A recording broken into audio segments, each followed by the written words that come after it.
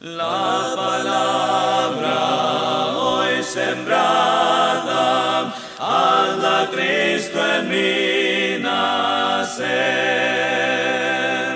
para darle crecimiento, solo tienes tu poder. Ricos frutos tú nos puedes conceder, ricos frutos tú nos puedes conceder.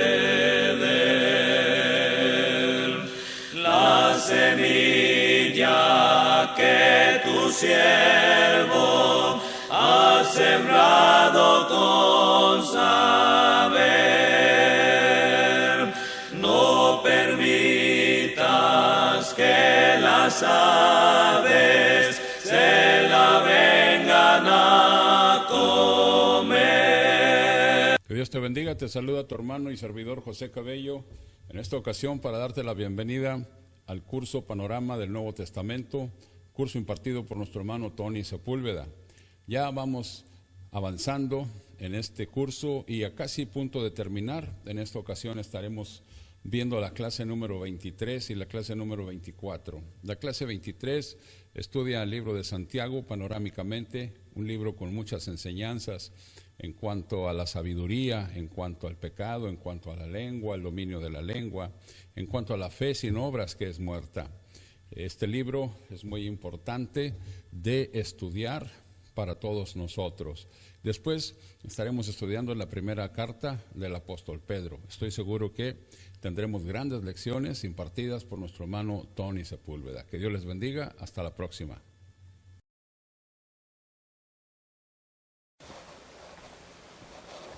Lección número 23. Y vamos a entrar en la carta a Santiago. El autor, pues, precisamente es Santiago, el hermano de nuestro Señor Jesucristo, ¿verdad? Existen 3 Santiagos en el Nuevo Testamento. Por ejemplo, Santiago, Jacobo, hijo de Zebedeo, aquel que menciona en Marcos capítulo 1, versículo 19, y en Mateo capítulo 4, versículo 21, donde dice que el Señor Jesucristo iba pasando por allí y miró a Santiago, hijo de Zebedeo, que estaba con su hermano, y le dijo: vengan y síganme. También encontramos a Santiago, hijo de Alfeo, en Marcos capítulo 3, versículo 18. Encontramos allí dice la escritura en Marcos 3, 18, Andrés, Felipe, Bartolomé, Mateo, Tomás, Jacobo, hijo de Alfeo, y Tadeo, Simón el cananista. Ahí estaba. Entonces allí vemos a otro Santiago, que es Santiago el hijo de Alfeo.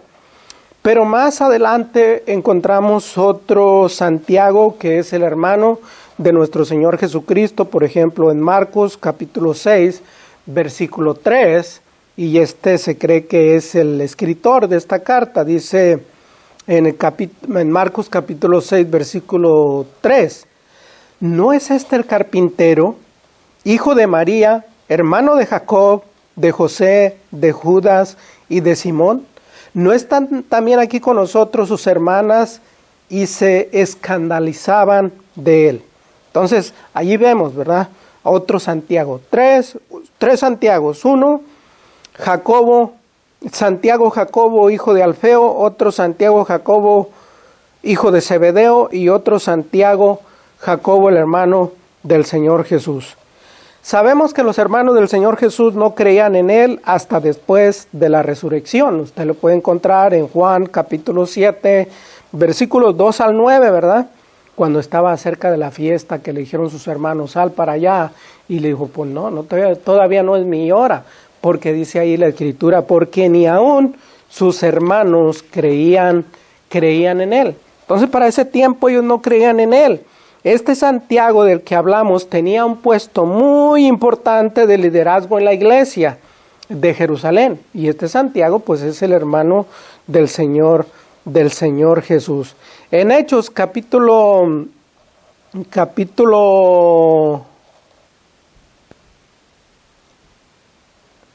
En Hechos capítulo 12, versículo 17, pues nos damos cuenta, ¿verdad?, de lo que dice la palabra de Dios.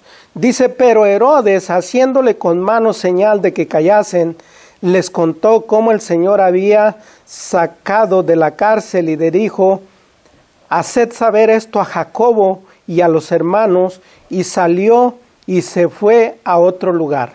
Entonces este Santiago del que hablamos tenía un puesto muy importante de liderazgo dentro de la iglesia del Señor en Jerusalén.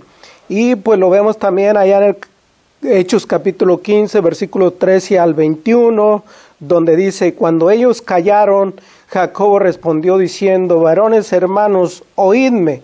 Simón ha contado cómo Dios ha visto por primera vez a los gentiles para tomar de ellos pueblo para su nombre. Entonces Jacobo, cuando hablaba, era un hombre poderoso en palabra, era un hombre que verdaderamente ponía en atención los que lo escuchaban. Y en Gálatas capítulo 1, versículo 19 dice, pero no vi a ningún otro de los apóstoles, sino a Jacobo, el hermano del Señor. Entonces, allí lo menciona claramente, ¿verdad? Se cree que este Santiago, hermano de Jesús, fue el autor de la epístola de Santiago. La tradición dice que Santiago era un hombre de oración. Este Santiago, el que hablamos, hermano de Jesucristo, era un hombre de oración. El autor se le llamaba Santiago, ¿verdad?, que quiere decir rodillas de camello. Pues, según la tradición, oraba tanto que se le formaban callos en las rodillas de estar arrodillado orándole a nuestro Dios. Esta información nos ayuda a entender que Santiago, el hermano de Jesús, fue el autor de esta carta de Santiago. Santiago es una contracción castellanizada de dos palabras latinas, Sanctus, ahí me van a disculpar la pronunciación, Sanctus y Jacobus, que quiere decir San Jacobo, ¿verdad? Entonces, vemos también un poco de historia, ¿verdad?, de lo que he investigado, por ejemplo, la muerte de Santiago. Según Josefo, historiador de los judíos, aprovechándose del intervalo entre la muerte de Festo y la llegada del nuevo gobernador romano, Anano, el sumo sacerdote y los escribas y los fariseos se reunieron en el Sanedrín y ordenaron a Santiago, el hermano de Jesús, llamado el Cristo, que proclamara desde una de las galerías del templo que Jesús no era el Mesías. O sea, querían que hablara mal de su propio hermano, que hablara mal del Mesías, que hablara mal de Jesucristo y que refrenara al pueblo que abrazaba el cristianismo en grandes números. Había un número de gente grande que venía y se convertía al Señor Jesucristo, pero ellos querían que el hermano de Jesucristo dijera que él no era el Cristo. Pero en lugar de obedecerle, Santiago clamó que Jesús era el Hijo de Dios y juez del mundo. Sus airados enemigos le arrojaron a tierra y luego de apedrearlo hasta casi la muerte, y todavía no moría, pero por ahí hasta que pasó a un hombre, ¿verdad?, compasivo, y terminó con su sufrimiento. ¿Compasivo? No era compasivo, sino que le quitó la vida, ¿verdad? Lo mató con un leño, mientras él de rodillas oraba, Padre, perdónalos porque no saben lo que hacen. Poco después comenzó el fatal sitio de Jerusalén. Los judíos pensaban o sentían que si él hubiera vivido, podría haber evitado la destrucción de la ciudad de Jerusalén, y creían que esta calamidad que venía sobre ellos era el juicio de parte de Dios por haberle quitado la vida a Santiago, el hermano del Señor Jesús. Entonces, algo interesante, ¿verdad? Era un líder, era una persona que tenía habilidad de palabra, que tenía habilidad de liderazgo. Ahora llegamos una vez más a la pregunta, nos hacemos la pregunta, ¿cómo vemos a Cristo en Santiago? ¿Va? Algo que estamos haciendo en cada uno de los libros. Según el capítulo 3, versículos 13 al 18, pues ahí nos habla de Cristo como el dador de la verdadera sabiduría. El dador de la verdadera sabiduría. Entonces a Cristo en Santiago lo vemos como el dador de la verdadera sabiduría. La verdadera sabiduría que viene de Dios, ¿verdad? Y solamente en Dios hallamos. Santiago tiene 5 capítulos, tiene 108 versículos. La fecha de redacción se estima que fue alrededor del año 44 al año 47. ¿Cuál es el tema central de la carta de Santiago? Bueno, el tema central de esta epístola puede ser resumido en la siguiente frase. El tema central puede ser resumido en una sola frase. El cristianismo práctico. La enseñanza central es una vida obediente de fe. La fe en Dios produce una vida de acuerdo con la voluntad de Dios, y la vida contraria a la voluntad de Dios niega la fe en Dios. La apelación de Santiago es mostrar una fe que obra y de perfeccionar la paciencia mostrada por la fe. Acerca del libro, ¿qué vamos a hablar acerca del libro? Esta es la primera epístola general, clasificada así por estar dirigida a las 12 tribus que están en la dispersión. O sea, ya cuando el pueblo de Israel, pues el pueblo, sabemos que desde el Antiguo Testamento había sido llevado cautivo y estaban por todas partes, pero ahora, pues con el nuevo mandamiento, ahora con la nueva enseñanza a través del Evangelio de nuestro Señor Jesucristo, pues aquellas personas continuaron por allí esparcidas, pero de todas maneras se les estaba predicando el Evangelio. Entonces, esta frase se usó para describir, ¿verdad?, que había que alcanzar aquellas tribus, aquellas gentes que se habían quedado por allá esparcidas. Entonces, simbólicamente se usa esta expresión para referirse a las congregaciones cristianas dispersadas en todo el mundo. Se llama epístola general porque no está dirigida a una congregación en particular, sino más bien a todas. Entonces, tanto congregaciones donde había judíos como no había judíos, como los que se quedaron esparcidos, como los que ahora, como dice la palabra, de 2 pueblos iba a ser un solo pueblo. Algunos de los recipientes de esta epístola eran ricos y otros pobres, dice el capítulo 2, versículos 1 al 10, ¿verdad? Habla de los ricos, de los pobres, y pues como puede suceder hoy también, aquellos que tienen riqueza, aquellos que son pobres, pero la palabra pues manda que no discriminemos a nadie porque todos somos iguales ante Dios. La epístola de Santiago ha sido llamado el libro de los proverbios del cristiano. Fíjese nomás, el libro de los proverbios del cristiano. Y vamos a hablar de algunos textos claves rápidamente. Por ejemplo, el capítulo 1, versículo 12. Bienaventurado el varón que soporta la prueba. Otro texto clave es el capítulo 1, versículo 22. Ser hacedores de la palabra y no solamente oidores. En el capítulo 1, versículo 27, mantenerse sin mancha del mundo. En el capítulo 2, versículo 24, la fe sin obras está muerta. En el capítulo 2, versículo 10, cualquiera que guarda la ley, pero falla en algo, es culpable. En el capítulo 3, versículo 1, no os hagáis maestros muchos de vosotros, sabiendo que recibiréis mayor condenación. Capítulo 3, versículo 13, ¿quién es sabio y entendido? Capítulo 4, versículo 4, oh almas adúlteras. Capítulo 4, versículo 7, resistir al diablo y huirá de vosotros. Capítulo 5, versículo 7, sed pacientes hasta la venida del Señor.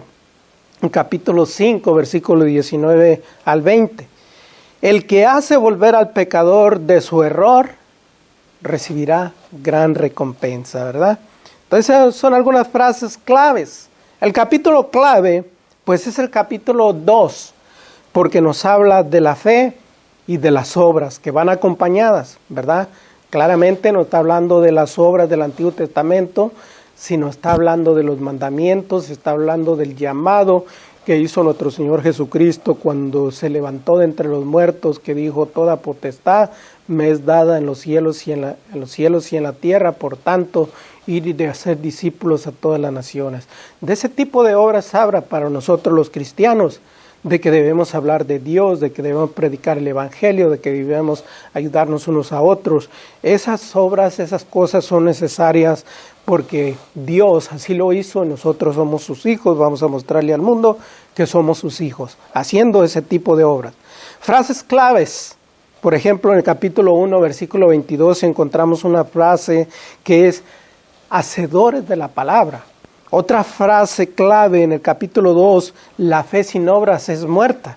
Otra frase clave en el capítulo 1, versículo 25, la perfecta ley. Entramos también a las palabras claves que encontramos en este libro. Por ejemplo, la palabra fe aparece 12 veces. La palabra obras aparece 13 veces. La palabra hacedores aparece 5 veces. Entramos ahora a algunos puntos principales sobre el libro de Santiago, rápidamente, aprovechando el tiempo, porque nos queda muy poco tiempo. Por ejemplo, en el capítulo 1, usted se va a encontrar que nos habla acerca de una religión pura. Y esto podría ser también un bosquejo, ¿verdad? Capítulo 1 habla de una religión pura. En el capítulo 2 habla de la fe y las obras. En el capítulo 3 habla del control de la lengua. En el capítulo 4 habla acerca del pecado o del pecador, ¿verdad? Y cómo debemos andar nosotros siendo ahora hijos de Dios, siendo rescatados por medio de la sangre preciosa de nuestro Señor Jesucristo. En el capítulo 5 habla de la disciplina de la vida, ¿verdad? Disciplinarnos haciendo la voluntad de Dios, disciplinándonos, hablando lo que Dios habla, disciplinados, mantenernos hasta la venida de nuestro Señor Jesucristo.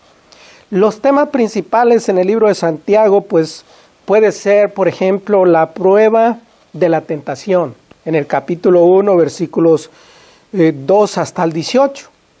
También otro tema principal es escuchar y practicar la palabra de Dios, de acuerdo a lo que dice el capítulo 1, versículo 19 hasta el 27. Otro tema principal puede ser o es la excepción de personas. O sea, que no debemos de hacer excepción de personas, porque lo menciona en el capítulo 2, versículos 1 al 13, porque menciona, bueno, tú ves a una persona que entra vestidamente elegante o con un anillo, con un reloj, con cosas de marca de lujo y tú le das el primer lugar. No debe ser así, ¿verdad?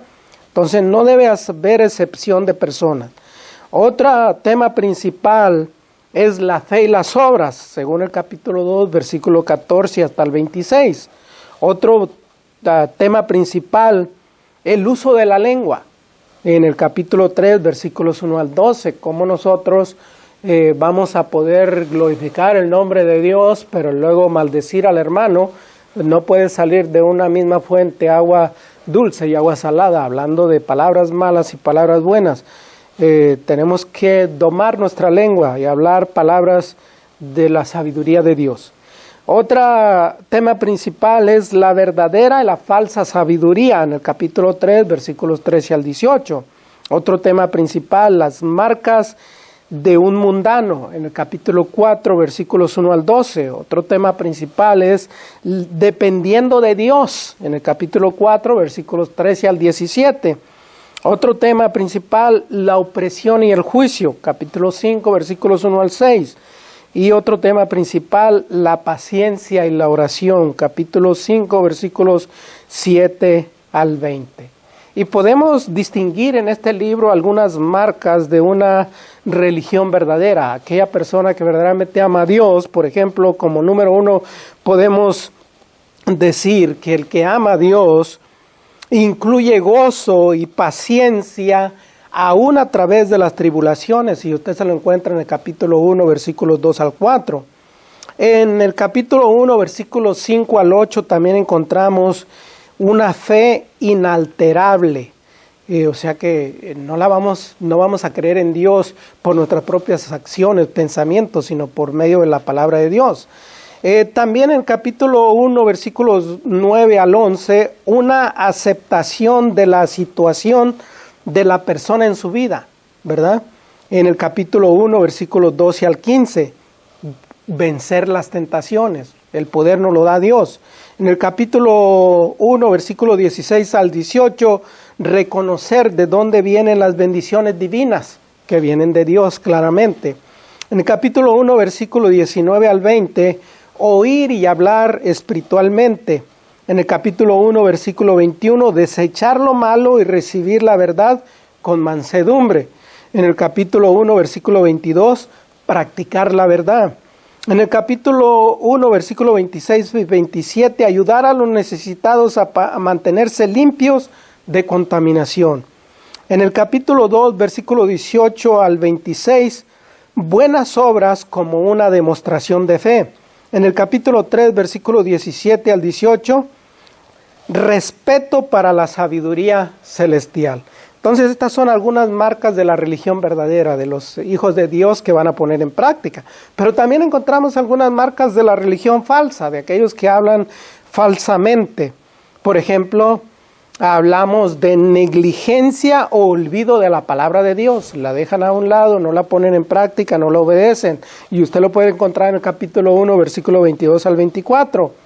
Y en el capítulo 2, versículo 1 al 9, pues encontramos también el favoritismo entre los ricos y los pobres, que es algo que no debemos de hacer como hijos de Dios. En el capítulo 2, versículo 10 al 12, pues usted se puede encontrar también una obediencia parcial. O sea, agarramos de Dios lo que nos conviene y lo que no nos conviene lo desechamos. En el capítulo 2, versículo 13, encontramos también una falta de misericordia. En el capítulo 2, versículo 17 al 20, profesar una fe sin obras. En el capítulo 3, versículos 1 al 12, una lengua sin control. En el capítulo 3, versículo 14 al 16, celos, contenciones y falsa sabiduría. En el capítulo 4, versículos 1 al 4, pasiones y cosas mundanas. En el capítulo 4, versículos 5 al 9, orgullo, impureza y doble ánimo. En el capítulo 4, versículos 11 y 12, hablar mal y juzgar. En el capítulo 4, versículo 13 al 16, dejar a Dios fuera de nosotros. Y en el capítulo 4, versículo 17, no hacer el bien. En el capítulo 5, versículos 1 al 6, tratar mal a los demás y gozar de los deleites terrenales del mundo. Entonces, esas son algunas marcas de una falsa religión que encontramos o de un falso seguidor de Jesucristo, ¿verdad? Podemos también hablar, ¿verdad?, rápidamente un simple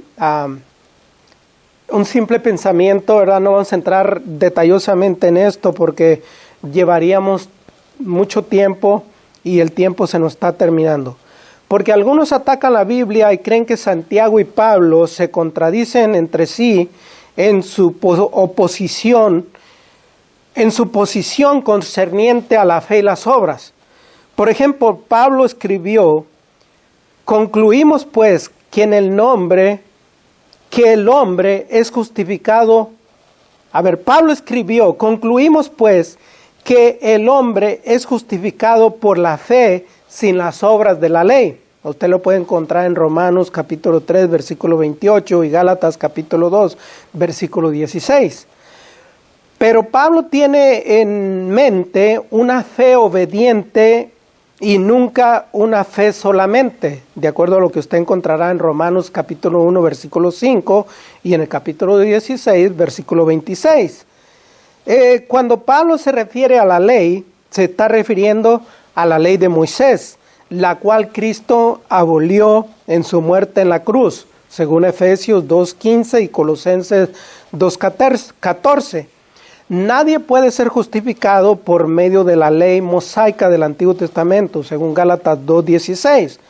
Cuando Santiago escribe de una justificación por medio de las obras, en Santiago 2:14 al 26, tiene en mente las obras de la fe, las cuales Dios ha estipulado para que las obedezcamos, según Efesios capítulo 2, versículo 8 al 10.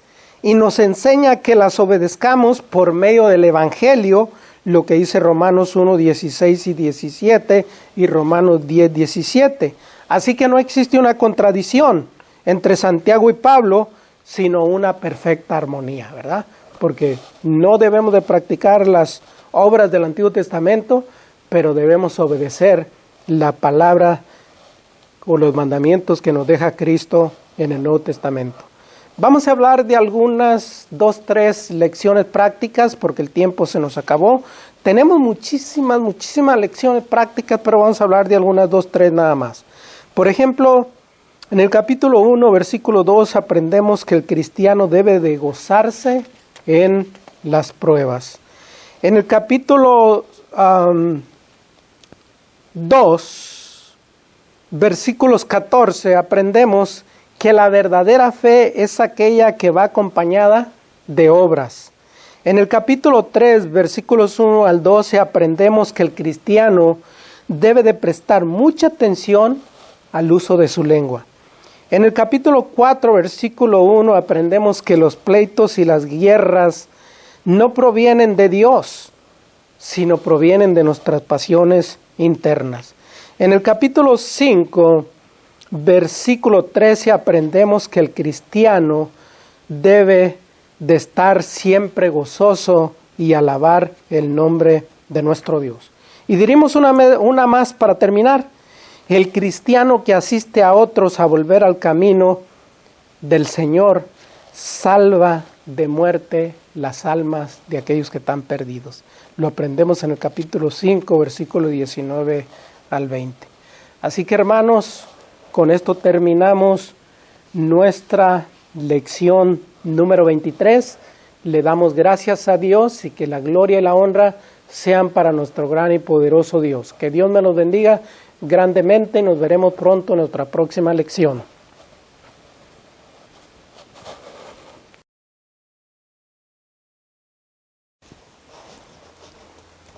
Lección número 24 del panorama del Nuevo Testamento. Como ya les dije, les hablo una vez más su hermano y servidor en Cristo, Tony Sepúlveda, de acá de la congregación de Edmond, Oklahoma. Entonces vamos a entrar a la primera carta de Pedro. El apóstol Pedro es el autor, ¿verdad? Uno de los apóstoles de nuestro Señor Jesucristo, el apóstol Pedro, cuyo nombre fue Simón antes de ser un discípulo de nuestro Señor Jesucristo. Entonces, pues vemos en el Nuevo Testamento, usted se lo puede encontrar. Y, por ejemplo, en el capítulo 8, versículo 14, pues ya lo menciona el Señor Jesucristo como Pedro, ¿verdad? Donde dice, vino Jesús a casa de Pedro y vio a la suegra de este postrado en cama con fiebre. Es el Pedro, es el Simón Pedro que después Cristo le cambió ese nombre. El nombre, ¿verdad? Pedro significa piedra, pero una piedra, no una piedra grande como indica la palabra Petra, sino una piedra pequeña. Jesús nombró a Simón, lo nombró Pedro. Cuando su hermano Andrés se lo presentó allá en el libro de Juan, capítulo 1, versículo 40 al 42, dice, Andrés, hermano de Simón Pedro, era uno de los 12 que habían oído a Juan y habían seguido a Jesús. Este halló primero a Simón y le dijo, hemos hallado al Mesías, que traducido es el Cristo, y le trajo a Jesús. Y mirándolo Jesús le dijo, tú eres Simón, hijo de Jonás, tú serás llamado Cefas, que quiere decir Pedro. Entonces allí vemos, ¿verdad?, cómo este encuentro de nuestro Señor Jesucristo con este hombre llamado Simón le cambia el nombre. La tradición dice que Pedro fue crucificado con la cabeza hacia abajo en un lugar no muy retirado de Roma, en el año 67-68 después de Cristo. Pedro experimentó en carne propia muchas de las formas de sufrimiento acerca de las cuales escribió. la carta de Pedro, de Primera de Pedro, tiene 5 capítulos, tiene 105 versículos. La fecha de redacción es aproximadamente entre el año 64 después de Cristo. Si la tradición está en lo cierto, Pedro murió 3 o 4 años después de haber escrito esta epístola. El tema central en Pedro, por ejemplo, es que aún en medio de los padecimientos, el cristiano fiel debe vivir una vida santa delante de Dios. Es el tema central, ¿verdad? De que el cristiano, aún a pesar de los sufrimientos, debe vivir una vida santa delante de Dios. El tema central en Primera de Pedro es el sufrimiento que el cristiano experimenta. Pudiéramos presentar el tema central de la siguiente manera: si alguno sufre como cristiano, no se avergüence, sino glorifique a Dios en este nombre. Usted lo puede encontrar en el capítulo 4, versículo 16, ¿verdad? Si alguno sufre como cristiano, no se avergüence, sino glorifique a Dios por ello. ¿Cómo vemos a Cristo en Primera de Pedro? Según el capítulo 5, versículo 4, como el príncipe de los pastores, ¿verdad? De esa manera vemos al Señor Jesucristo en el libro de Pedro. Acerca del libro de Primera de Pedro, esta epístola fue dirigida a la dispersación, los expatriados de los cristianos en este mundo hostil, ¿verdad? Aquellos cristianos que fueron perseguidos. Se señalan sitios específicos de Asia Menor en el capítulo 1, versículo 1, donde dice: Pedro, apóstol de Jesucristo, a los expatriados de la dispersación en el Ponto, en Galacia, Capadocia, Asia y Bitinia. Entonces se especifica, ¿verdad?, el lugar a donde va dirigido el mensaje. Las provincias que Pedro menciona en el verso 1 forman parte del norte de Asia Menor. Estas iglesias estaban compuestas por judíos, según el capítulo 1, versículos 1 y 2, y gentiles también, según el capítulo 2, versículos 9 al 12, y el capítulo 4, versículo 3. Eran extranjeros y advenedizos, según el capítulo 1, versículo 1, y el versículo 17, y el capítulo 2, versículo 11, que eran perseguidos. Estos extranjeros y advenedizos eran perseguidos por haber creído en Cristo. Dice el capítulo 3, versículo 17, y el capítulo 4, versículos 12 al 19. Y que tales persecuciones vinieron de los no judíos, sino de los paganos, ¿verdad? Vinieron ya una vez que los cristianos comenzaron a creer en Jesucristo, pues ya entonces los gobiernos, entonces Roma, entonces aquellos que no creían, pues entonces los perseguían, tenían grande autoridad para perseguirlos. Primera de Pedro nos recuerda un tanto el libro de los Hebreos, porque la gente a quien se remite sufría una gran persecución. Primera de Pedro trata con la actitud o disposición del espíritu del cristiano en medio del sufrimiento. O sea, a pesar de que el cristiano sufre, ellos siguen adelante. Y eso es lo que debíamos hacer nosotros también hoy en día, aunque no estamos sufriendo una persecución muy grande, por lo menos aquí en los Estados Unidos, que se cree que puede venir una en el futuro, que pues no estamos exceptos de ello, pero hay otros países que sí sufren grandemente por el nombre de nuestro Señor Jesucristo. El propósito de Primera de Pedro es animar a los cristianos a no darse por vencidos en medio de las aflicciones, en medio del sufrimiento, en medio de las persecuciones. Esta epístola probablemente fue escrita desde Roma. Probablemente, ¿verdad?, fue escrita desde Roma. Los siguientes padres apostólicos sugieren que esta epístola fue escrita desde la ciudad de Roma. Por ejemplo, Clemente de Alejandría menciona eso. Clemente de Roma, Papías, Tertuliano y el historiador Eusebio. Ellos creen que esta epístola fue escrita desde Roma. En esta epístola de Primera de Pedro, Pedro usa muchas citas del Antiguo Testamento para probar que el mensaje que él está enviando a la iglesia del Nuevo Testamento, a los hermanos en Cristo, es el mensaje divino que viene de parte de Dios. Por ejemplo, en el capítulo 1, versículos 15 y 16, él menciona y dice de esta manera, dice en el versículo 15, 16, dice así: sino como aquel que os llamó es santo, sed también vosotros santos en toda vuestra manera de vivir, porque escrito está, sed santos porque yo soy santo. ¿De dónde viene esta escritura?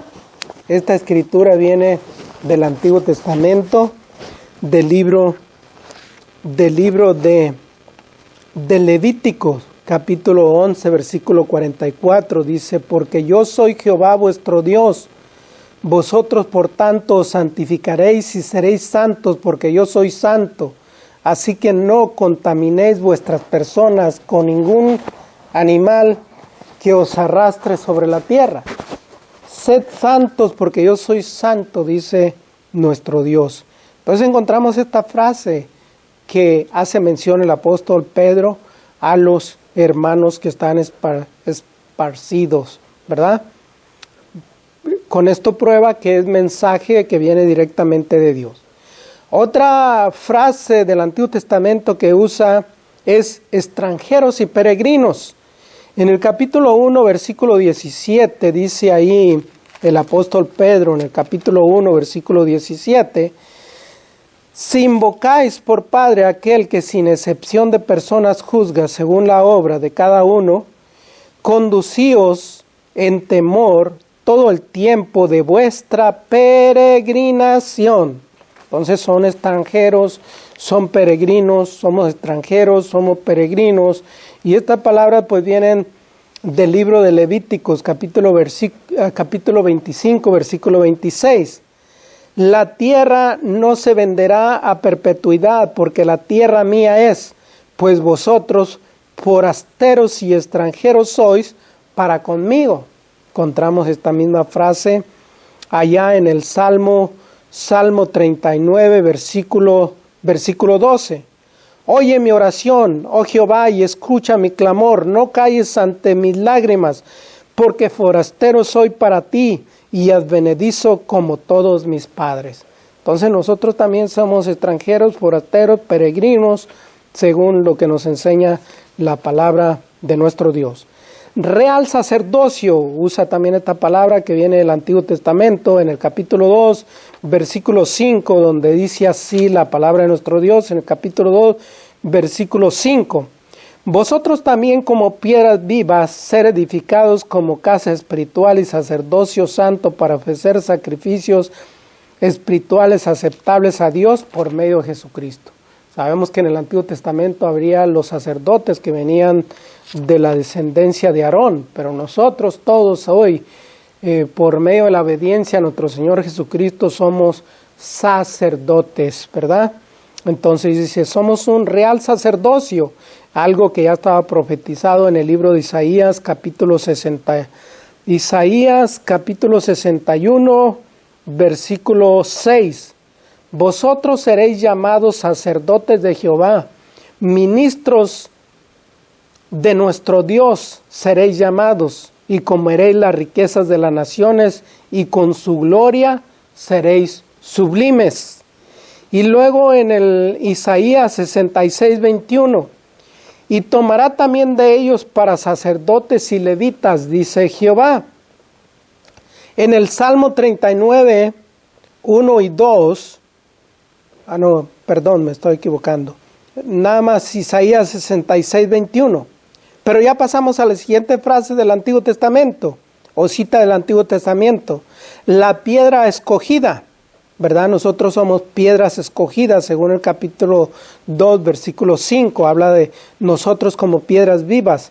En Isaías capítulo 61,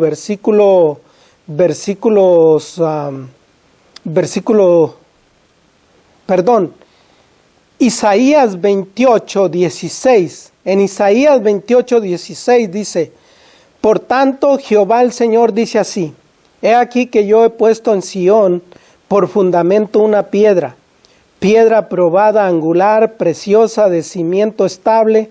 El que creyere, no se apresure. Hablando de nuestro Señor Jesucristo, que es la piedra principal que desecharon todos los edificadores, el cual ha venido a ser cabeza del ángulo. Otra frase del Antiguo Testamento: Sara llamó a Abraham Señor. Lo encontramos en el capítulo 3 de Primera de Pedro, versículo 6, donde dice así esta frase: como Sara obedecía a Abraham llamándole Señor, de la cual vosotros habéis venido a ser hijas, si hacéis el bien sin temer ninguna amenaza. Y nosotros sabemos que esa frase pues viene del Antiguo Testamento, allá del libro de Génesis capítulo 18 versículos 12. Entonces, el apóstol Pedro usa muchas citas del Antiguo Testamento para probar ese mensaje que verdaderamente viene de Dios. Sabemos que la Biblia no se contradice, sino que el Antiguo Testamento es el ayo para traernos a Cristo. El Antiguo Testamento es la sombra de lo que había de venir. Ahora la pregunta: ¿cuál es el capítulo clave? Bueno, el capítulo clave es el capítulo 1. Este capítulo nos habla acerca de la necesidad de ser santos, porque hemos sido comprados con la sangre preciosa de nuestro Señor Jesucristo. Podríamos hablar de algunos textos claves, por ejemplo, el capítulo 1, versículo 3 y 4, capítulo 1, versículo 23 y 25, capítulo 3, versículo 15, capítulo 4, versículo 11, capítulo 4, versículo 16. Frases claves que encontramos en este libro son muy importantes, ¿verdad? Porque de ellas aprendemos o de ellas tomamos el mensaje de Dios para ponerlo en práctica en nuestras vidas. Por ejemplo, en el capítulo 1, versículo 15-16, dice: sed santos porque yo soy santo, dice el Señor. En el capítulo 1, versículo 3, nos ha hecho renacer o nacer de una nueva esperanza viva mediante la resurrección de Cristo de entre los muertos. Nos ha hecho nacer de nuevo a una esperanza viva mediante la resurrección de Cristo de entre los muertos, según el capítulo 1, versículo 3. Otra frase clave es en el capítulo 1, versículo 26. Mas la palabra del Señor permanece para siempre. Otra frase clave en el capítulo 2, versículos 9. Nos llama de las tinieblas a su luz admirable. En el capítulo 3, capítulo 3, versículo 15, estando siempre preparados para presentar defensa, ¿verdad? En el capítulo 3, versículo 21, muy importante porque mucha gente no cree que el bautismo salva, y aquí dice que el bautismo nos salva, ¿verdad? Nos salva, verdaderamente el bautismo es para salvación. Otra frase clave pues la encontramos en el capítulo 4, versículo 11, si alguno habla, hable conforme a la palabra de Dios. A Él sea el dominio por los siglos de los siglos. Amén. Esta frase la encontramos en el capítulo 5, versículo 11. Entonces, estas son las frases claves. Ahora, la palabra clave es sufrimiento, porque esta palabra clave aparece 21 veces en esta epístola. Podemos hacer algún breve bosquejo. Usted puede hacer un breve bosquejo también. Por ejemplo, en el capítulo 1, versículos 1 y 2 nos habla del saludo, la salutación. En el capítulo 1, versículo 3 al 12 habla del sufrimiento y salvación. En el capítulo 1, versículo 13 al capítulo 3, versículo 22, habla de sufrimiento y vida santa. En el capítulo 4 habla de regocijarse en el sufrimiento. En el capítulo 5, versículos 1 al 11, habla de exhortaciones a los ancianos y otros miembros de la iglesia. En el capítulo 5, versículos 12 al 14, observaciones personales y bendición. Vamos a hablar de algunos puntos principales, como todo lo hemos hablado también en otros libros, ¿verdad? Por ejemplo, en el capítulo 1, pues nos habla de la salvación, algo que es muy importante y algo que se puede lograr solamente a través de la obediencia al Evangelio por medio de nuestro Señor Jesucristo. En el capítulo 2 habla del crecimiento espiritual y comportamiento del cristiano, ¿verdad? En el capítulo 3 habla de que nosotros como hijos de Dios debemos honrar a Cristo. En el capítulo 4 habla del sufrimiento por Cristo, de que debemos permanecer en Cristo aun a pesar del sufrimiento. En el capítulo 5, la verdadera gracia de Dios nos lo muestra, ¿verdad? Entonces esos son algunos puntos principales de cada capítulo. Ahora, también aquí podemos agregar, aún a pesar de que ya vimos cómo vemos a Cristo en este libro, podemos también ver que en cada uno de los capítulos nos presenta a Cristo en diferentes maneras. Por ejemplo, en el capítulo 1, Cristo nuestra fuente de esperanza y redención, en el versículo 3, versículos 18 al 20. En el capítulo 2, Cristo es la piedra angular, nuestro ejemplo, el que carga con nuestros pecados. Lo ve usted en el capítulo 2, versículo 6, versículo 21 y versículo 24. En el capítulo 3, Cristo nuestro Señor, en el capítulo 3, versículo 15, versículo 22. En el capítulo 4, Cristo nuestro sufrido, ¿verdad? El sufrimiento de nuestro Señor Jesucristo, en el capítulo 4, versículo 1 y el versículo 13.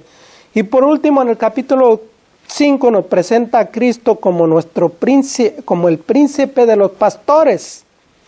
Ahora también en este libro de Primera de Pedro, pues podemos hablar acerca del cristiano. ¿Quién es el verdadero cristiano? ¿Cómo son los verdaderos cristianos? Por ejemplo, en el capítulo 1, versículos 7 al 9, el cristiano es el que ama a Dios sin haberle visto. En el capítulo 2, versículo 9 al 10, el cristiano es una persona especial delante de Dios. En el capítulo 3, versículo 15, el cristiano siempre está preparado para presentar respuesta. En el capítulo 4, versículo 16, el cristiano nunca se avergüenza de sufrir por Cristo.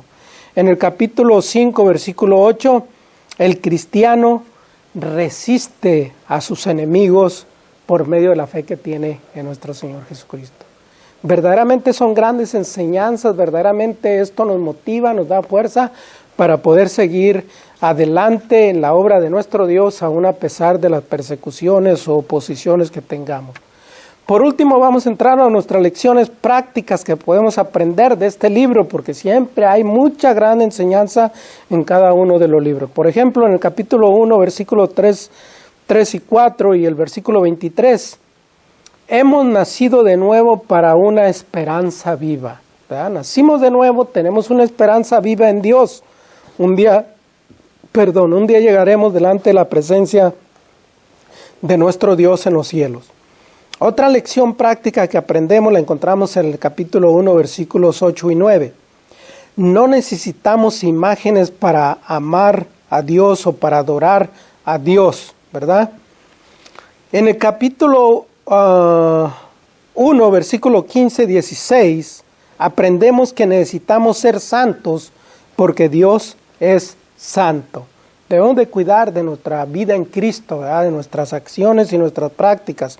En el capítulo 1, versículo 14 y en el capítulo 2, versículo 11, aprendemos que no hay que formarnos a los deseos que teníamos antes, los deseos del mundo, los deseos carnales, sino ahora limpiarnos por medio de nuestro Señor Jesucristo. En el capítulo 1, versículo 18 al 20, hemos sido redimidos con un alto precio. Eso es lo que aprendemos ahí, ¿verdad? Hemos sido redimidos con un alto precio, la sangre preciosa de nuestro Señor Jesucristo. En el capítulo 1, versículo 23 al 25, aprendemos que la palabra de Dios permanece para siempre. Dijo el Señor Jesucristo, cielo y tierra pasarán, pero mis palabras no pasarán. Así que confiemos en Dios, confiemos en su palabra. En el capítulo 2, versículos 1 y 2, aprendemos que hay que desechar el pecado y desear la palabra de Dios. En el capítulo 2, versículos 9 al 11, aprendemos que hay que recordar lo que somos, cristianos, hijos de Dios, servidores. En el capítulo 2, versículo 18, aprendemos que hay que obedecer a nuestros amos terrenales. En el capítulo 2, versículo 21, aprendemos que Cristo es nuestro mejor ejemplo. En el capítulo 3, versículo 1 al 17, aprendemos que acerca de nuestras responsabilidades conyugales. Muy importante, ¿verdad? En el capítulo 3, versículo 15, aprendemos que hay que estar siempre preparados para presentar defensa o respuesta. En el capítulo 4, versículo 12, aprendemos que no hay que sorprendernos cuando sufrimos por Cristo, porque van a venir persecuciones. En el capítulo 4, versículo 16, aprendemos, si sufrimos como cristianos, no debemos de avergonzarnos. Y en el capítulo 5, versículo 7, aprendemos que hay que desechar toda nuestra ansiedad o poner toda nuestra ansiedad sobre Dios. Dijo el Señor Jesucristo en Mateo 11:28, venid a mí todos los que estáis trabajados y cargados, que yo os haré descansar. Entonces en Cristo, en Dios tenemos descanso. En el capítulo 5, versículo 8, aprendemos que el diablo quiere destruirnos, pero recordemos que el poder de Dios es más grande que el de Satanás. Y por último, en el capítulo 5, versículo 9, aprendemos que nosotros no somos los únicos que sufrimos. Por si algún día se ha preguntado y ha dicho, pues yo creo que yo soy el único que sufro. No, aprendemos que hay muchas personas que sufren también en este mundo, pero tenemos que aprender a confiar en Dios y en nuestro Señor Jesucristo, porque en Él tendremos la victoria ahora y por siempre. Así que hermanos, aquí terminamos con esta gran lección del apóstol Pedro, nuestra lección número 24, que Dios les bendiga y estaremos pronto con nuestra próxima lección, que será segunda de Pedro. Que Dios les bendiga grandemente. Sembraré la simiente preciosa del glorioso evangelio de amor. Sembraré, sembraré mientras viva, dejaré el resultado al Señor. Sembraré, sembraré, sembraré, sembraré, mientras viva simiente de amor. Segaré, segaré, segaré, segaré, al hallarme en la casa de Dios. Sembraré en corazones sensibles la doctrina del Dios del perdón. Sembraré, sembraré mientras viva, dejaré el resultado al Señor. Sembraré, sembraré, sembraré, sembraré, mientras viva simiente de amor. Segaré, segaré, segaré, segaré, al hallarme en la casa de Dios. Sembraré en corazones de mármol la bendita palabra de Dios. Sembraré, sembraré mientras viva, dejaré el resultado al Señor. Sembraré, sembraré, sembraré, sembraré, mientras viva simiente de amor. Segaré, segaré, segaré, segaré, al hallarme en la casa de Dios.